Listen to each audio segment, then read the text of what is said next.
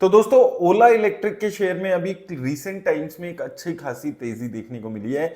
लेकिन इस कंपनी का जब से लिस्ट हुई है तब से बहुत ज्यादा अच्छा वक्त नहीं रहा है। जब कंपनी लिस्ट हुई थी तो कम प्राइस पे हुई थी, लेकिन उसके बाद बढ़कर इसका शेयर 150 रुपए के आसपास तक पहुंच गया था। बहुत पॉजिटिविटी पे बात हो रही थी उस वक्त इस कंपनी को लेकर।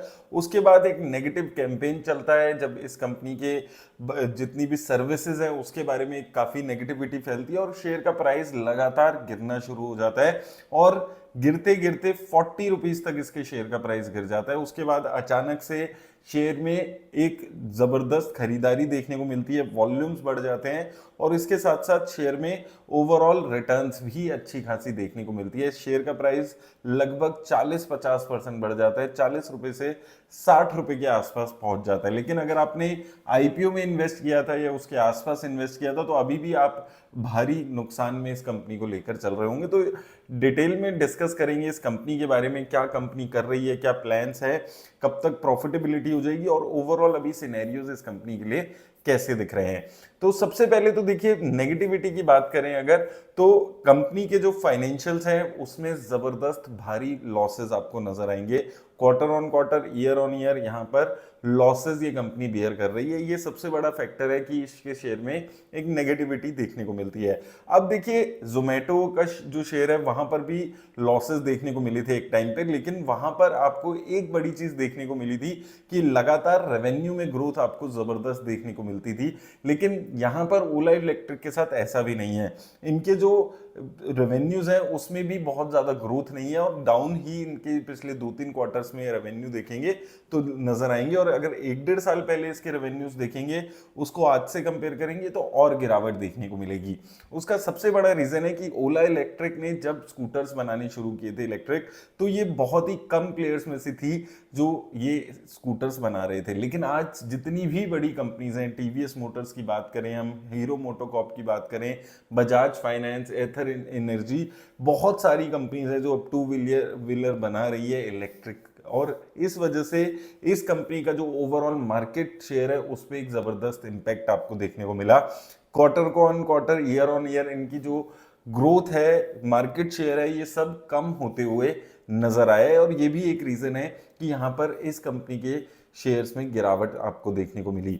अब दूसरी चीज आपको समझनी है कि इलेक्ट्रिक व्हीकल की जो जो 4 व्हीलर्स में इलेक्ट्रिक व्हीकल्स है वहां पर जो सीएजीआर ग्रोथ थी वो बहुत जबरदस्त देखने को मिलती थी। लेकिन 2 व्हीलर्स में इलेक्ट्रिक स्कूटर्स की पर्टिकुलर बात करें तो वहां पर जो ग्रोथ रेट है वो भी बहुत ज्यादा नहीं है, 10-12% की ग्रोथ रेट है।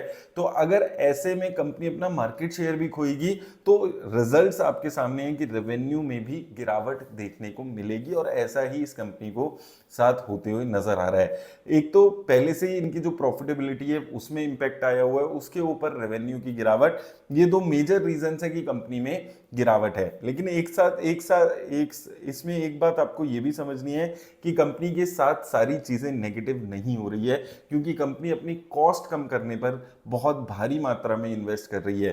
कंपनी लिथियम आयन बैटरी बनाने की अपनी खुद की शुरुआत कर चुकी है और एक बहुत बड़ी गीगा फैक्ट्री के नाम से कंपनी ने फैक्ट्री लगाई हुई है जिसमें ये लिथियम आयन बैटरीज बना रहे हैं, जो कि 10% ज्यादा एफिशिएंट बताई जा रही है और इससे कंपनी की कॉस्ट भी कम हो जाएगी। हालांकि ये कॉस्ट अभी कम नहीं होगी, 2027 का एक एस्टिमेशन है जब कंपनी मान रही है कि ये कॉस्ट उनकी कम होनी शुरू हो जाएगी।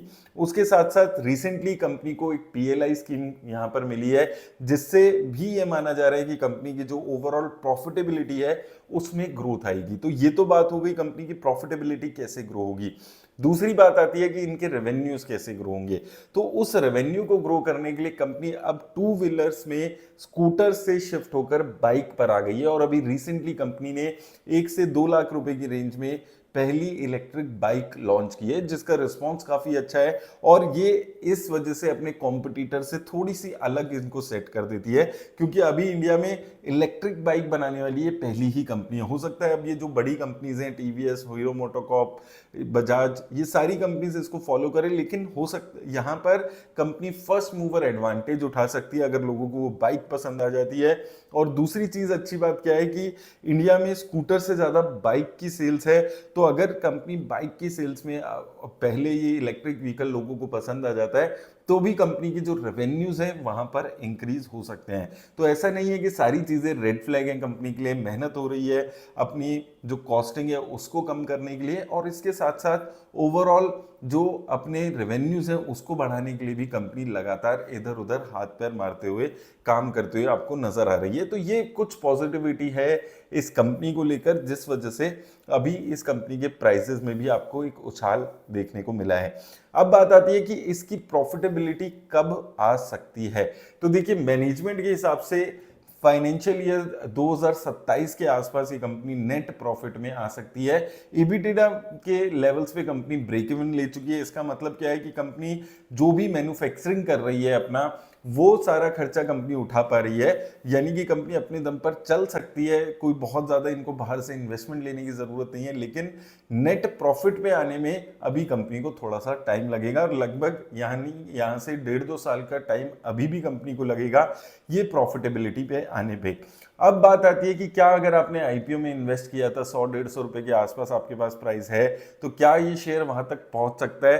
देखिए, ये सारी चीजें जो हमने बात की है, कुछ नेगेटिव कुछ पॉजिटिव, ये कैसे प्ले आउट करती है एट द एंड, उस पर डिपेंड करेगा कि ये कंपनी के शेयर कितना और यहाँ से चलने वाला है। 40 रुपए से 60 रुपए बहुत जल्दी आया है, उसके बाद कंसोलिडेशन अभी देखने को मिल रही है। लेट्स सी यहाँ से कितना यहाँ पर तेजी देखने को मिलेगी। टेक्निकली काफी पॉजिटिव मोमेंटम इसका बना हुआ है, लेकिन ओवरऑल लंबे टाइम तक अगर इसको चलना है तो रेवेन्यू की ग्रोथ और जो इनके प्रॉफिट्स हैं उसमें कुछ उछाल ही कंपनी को लॉन्ग टर्म में सरवाइव कर सकेगा। तो उम्मीद करता हूं आपको इस वीडियो से हेल्प मिलेगी इस कंपनी के बारे में जानने के लिए। मेरी तरफ से बस इतना ही, धन्यवाद।